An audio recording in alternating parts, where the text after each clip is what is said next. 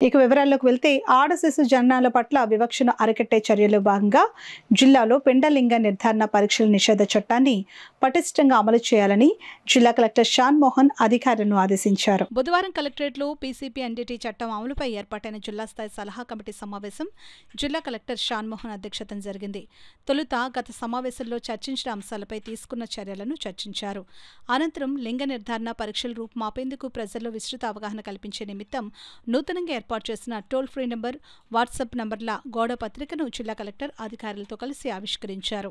ఈ సందర్భంగా జిల్లా కలెక్టర్ షాన్ మోహన్ మాట్లాడుతూ ఆడ శిశు జననాల పట్ల వివక్షను అరికట్టేందుకు అధికారులు కృషి చేయాలని అన్నారు. ఇందుకు సంబంధించి జిల్లాలో పీసీపీ ఎన్డీటీ చట్టాన్ని పటిష్టంగా అమలు చేయాలని ఆయన అధికారులను ఆదేశించారు.